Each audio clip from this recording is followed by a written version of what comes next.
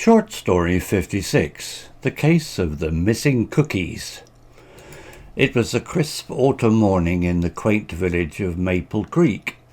Sunlight dappled through the leaves, painting the cobblestone streets with golden stripes.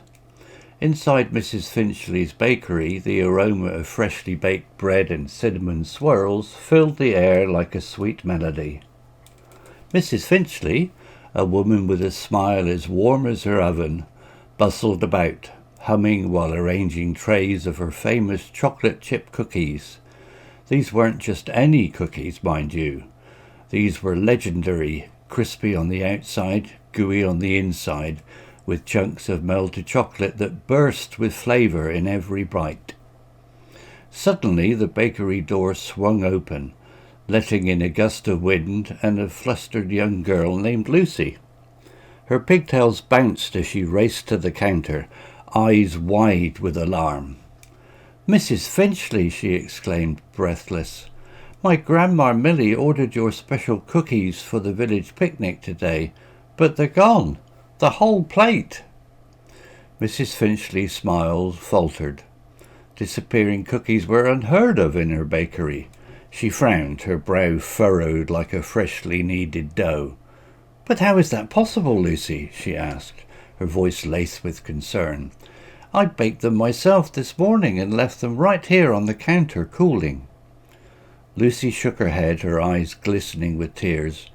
"I don't know, Mrs. Finchley. I just came in to pick them up and they were vanished like magic."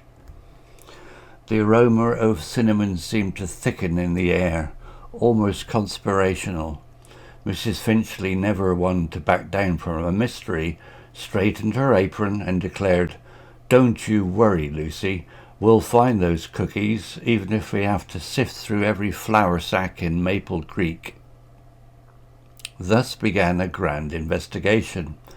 Mrs. Finchley, with Lucy as her eager sidekick, questioned everyone in the bakery.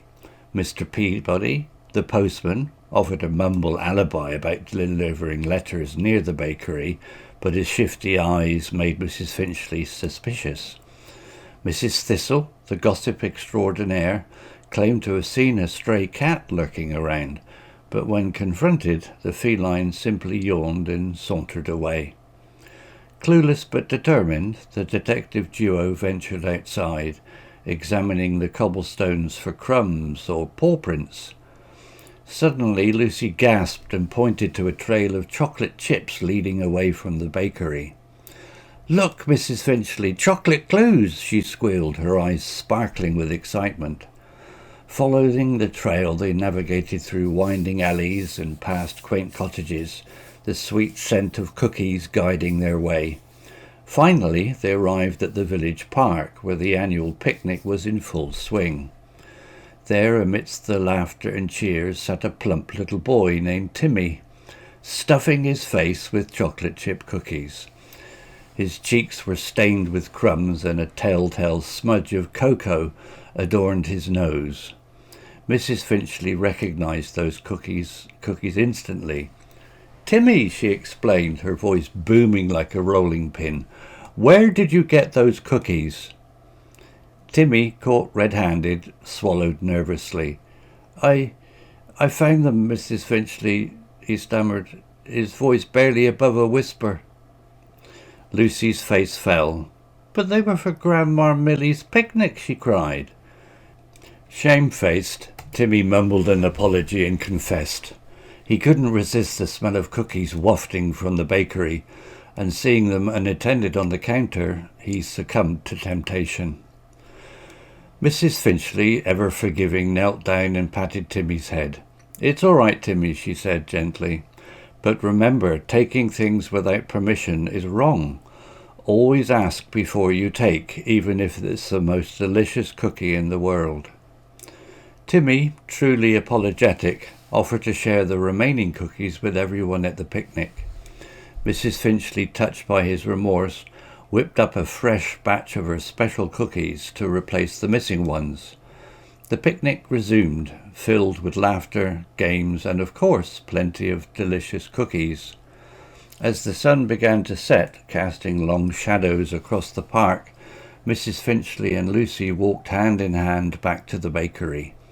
The case of the missing cookies was solved, a lesson learned, and a new friendship forged.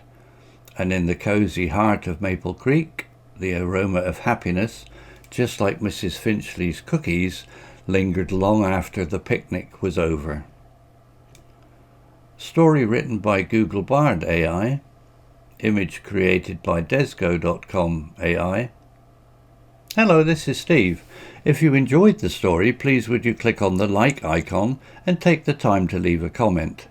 If you want to know when the next story has been uploaded, please click on the notify bell icon to be notified.